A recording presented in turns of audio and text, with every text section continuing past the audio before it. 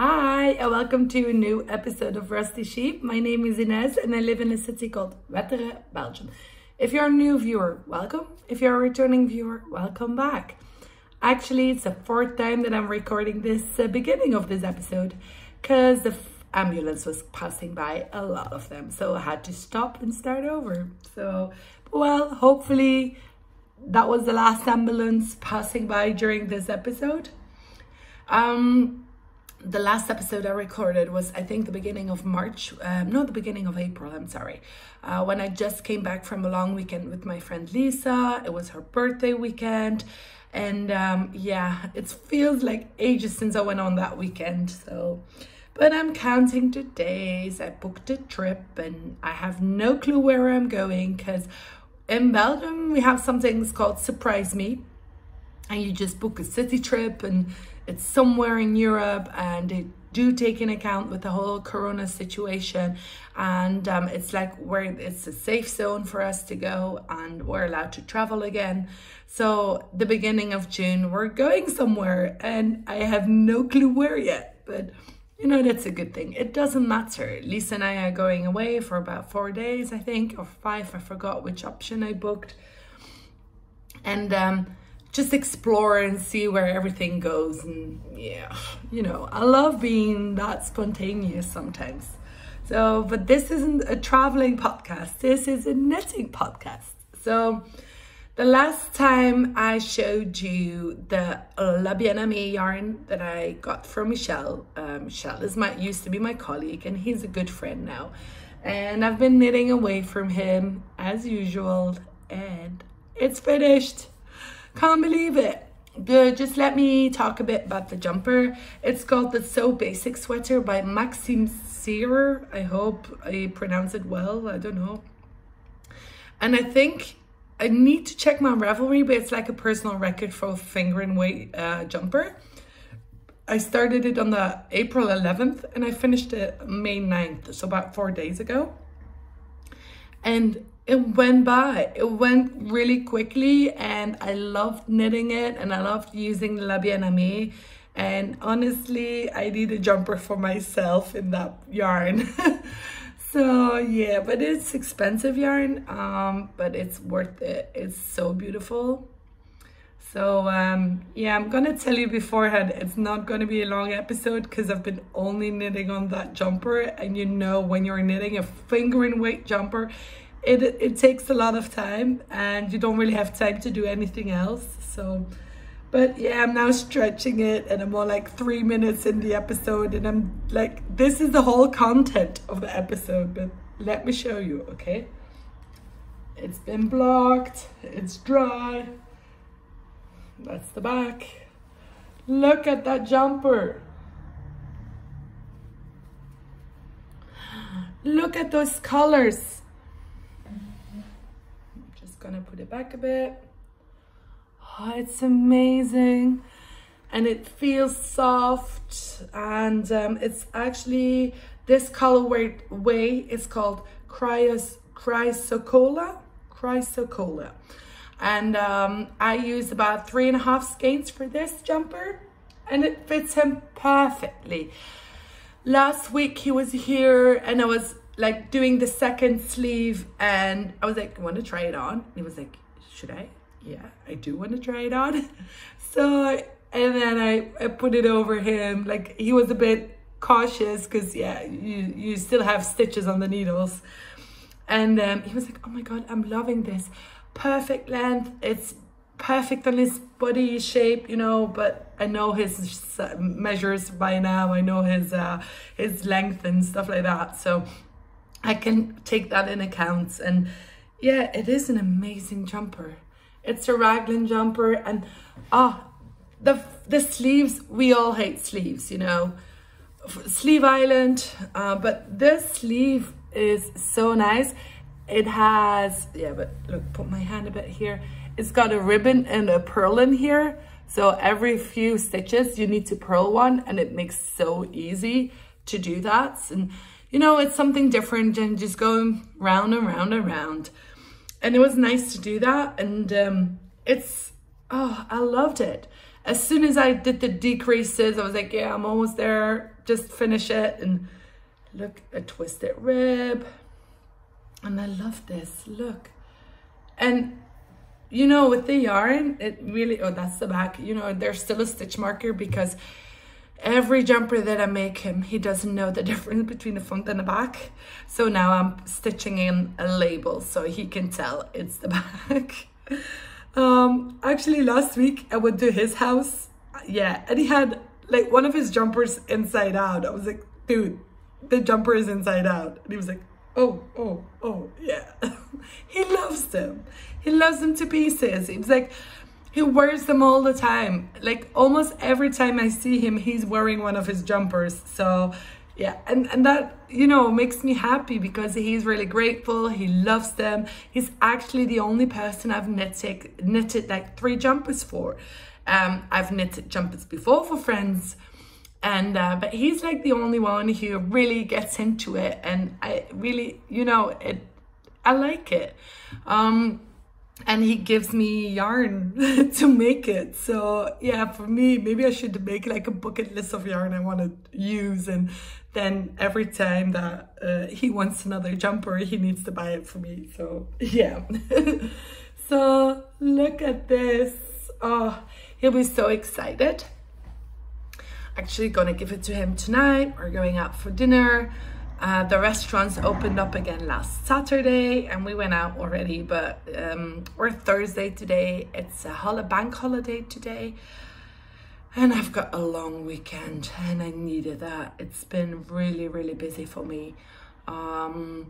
Yeah, work is picking up. I have a lot of meetings with customers, with clients, and yeah, everything is like on a roll right now, and I hardly have time to eat during the day because I'm always in meetings and I need to take care of myself. So this is bothering me.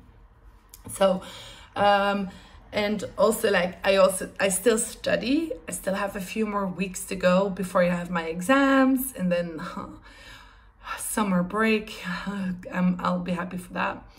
I'm not sure what module I'm going to start in September, but I'm going to start something soon. I love like learning and like evolving myself, and yeah, I like that. Evolving, not involving, evolving. So he'll be so happy with this tonight. So, but he knows it's finished and he knows it was blocking, and yeah, I know he won't wear anything else now. This will be his favorite jumper the coming weeks, months perhaps, until I knit him a new one. He's like the same as me. Like every jumper, every last jumper is my favorite one. The cherry puff from Skein Their Knit, I've been wearing it like crazy. I love this jumper. I was a bit wary in the beginning, but then yeah, with the puffy sleeves, and it really fits me well. Honestly, it's so out of my comfort zone, but it does fit me well. So yeah. So this is of the needles, and of course I started something new. Last Sunday I was on the phone with my friend in France, Winnie, yeah, she was like, oh, what is your next project, because I'm sure you have something else in mind. I was like, yeah, I have the yarn already. You know, Lisa wants a jumper as well, so yeah, I decided to knit the Carpino sweater for her. Carpino is by Carol Feller, and I've knitted it myself twice already. It was actually my first jumper I ever made. It was a challenge as a newbie to directly knit a jumper. And I remember I made a mistake like halfway here. I did a wrong row and the stitches were twisted, and I was like already binding off of the arms, not sure where I was in the pattern. But all of a sudden I noticed like a big line here. I was like, oh no, I had to rip everything out because I use Barroom EU. It's really sticky yarn and it's a long hair yarn. So I had to rip it out really slowly. And I think it took me 2 days to rip it out, to be so careful, like stitch by stitch. And, you know, when yarn clings together, you don't want to rip it, and you're really carefully. And Barami is not cheap yarn as well. I remember paying like 80 euros for it. So for the first jumper, and 80 euros now, it's kind of normal around that, between 60 and 80 is like the normal price I pay now for yarn for a jumper, because I know the value. But at the beginning, I was like, I didn't dare to rip it. So yeah, and then I knitted it again in Holst yarn, but Holst is way too thin for that. I'm not really wearing that jumper because I need to redo the border, the rib, because it broke already. So I used to love Holst because it was really nice. Nice yarn, it does bloom, but it's been a while since I used it. I'm not really a big fan anymore. It's light, it's as light as a feather, but the thing is, as soon as you bump into something or it hooks somewhere, yeah, then it's ripped.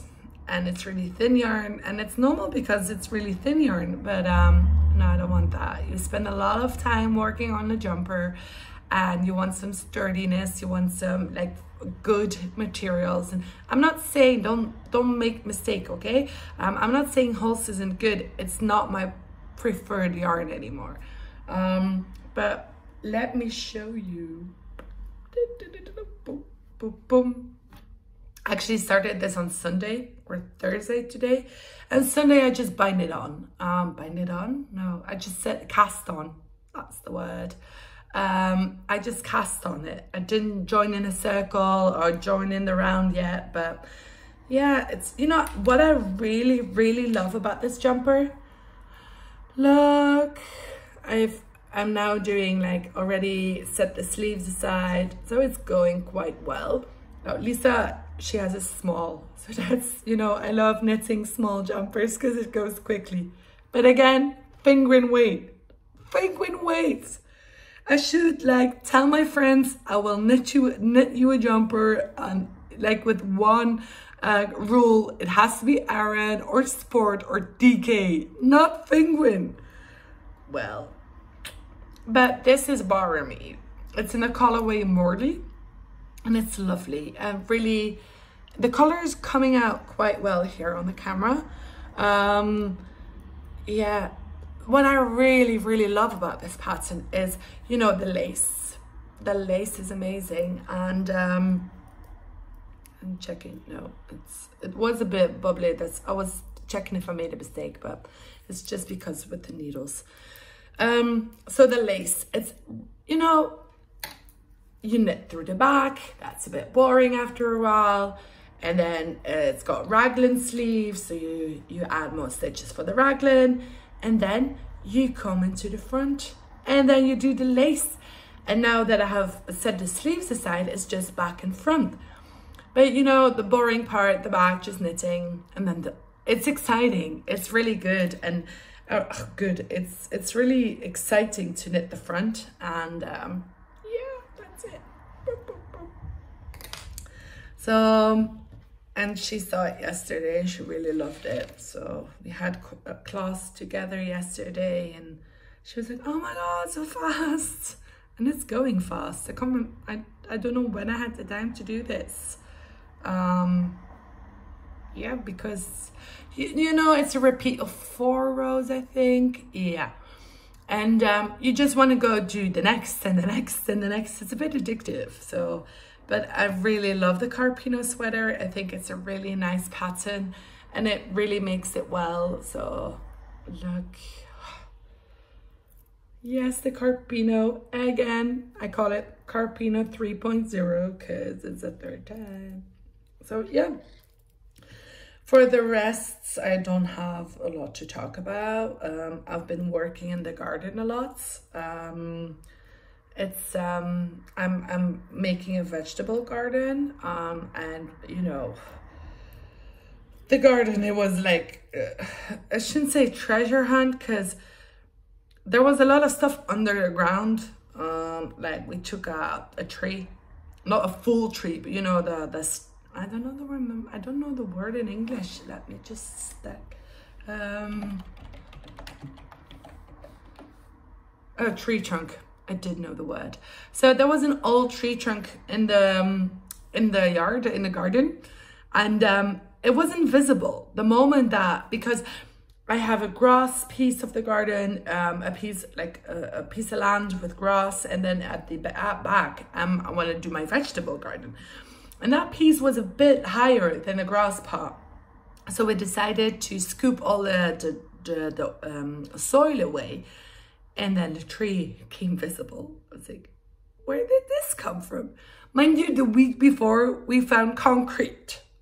There was a huge concrete piece in the garden as well. I was like, oh my God, what else is coming up in this garden? And I was making a joke like that maybe a canoe or something, because a couple of years ago, my cousin, he was doing the same thing in his garden, and he actually took a canoe out. So I was like, yeah, I don't want a canoe in my garden. And I should have like thought of what else is coming out of this garden. But we managed to do it on a sunny Sunday, and now I'm just growing my vegetables, and I'm loving it. And I've been, you know, from seeds, and then with small plants, and then growing them, and I'm walking like in the garden every day to check up on my vegetables, and they're way too small yet. They're not going to be any vegetables, but I just like it. I got parsnip, for example. I planted broccoli,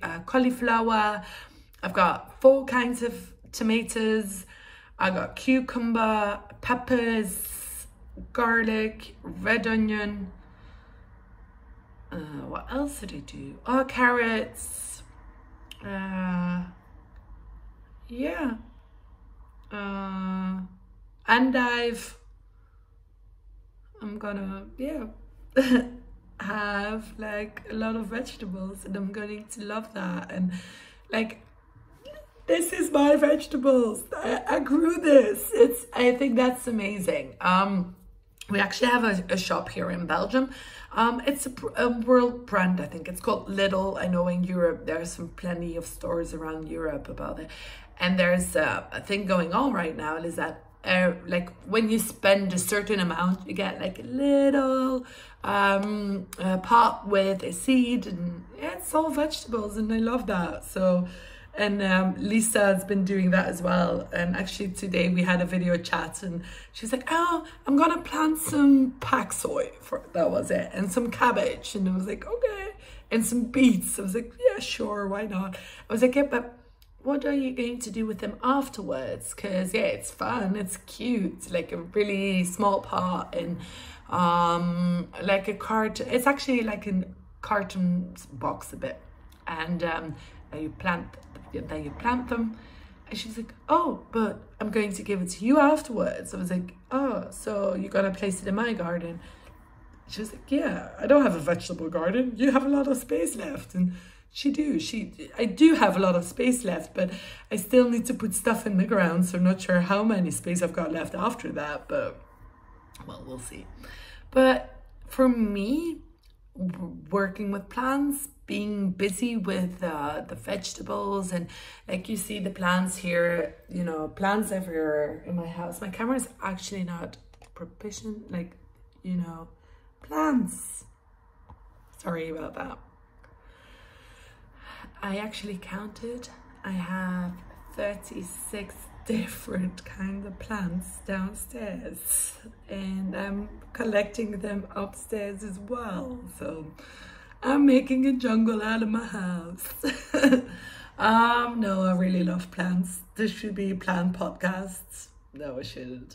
Okay, but enough. Yeah, as I said, I don't have a lot of content because I've been working on this jumper, and now I'm working on this jumper.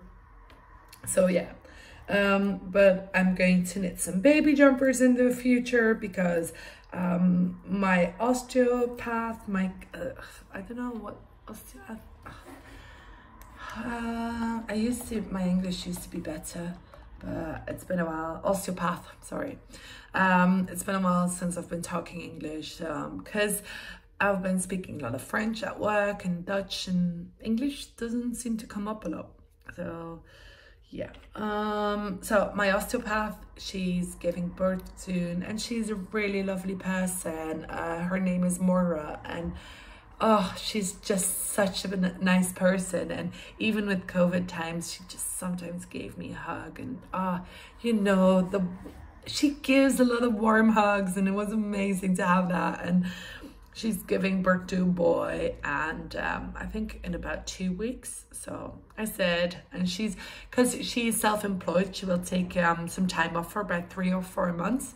So it will be back in September that I will see her again, but I will knit a baby jumper, you know, and every opportunity to knit something cute, I am taking it. So, and I've got some yarn for that.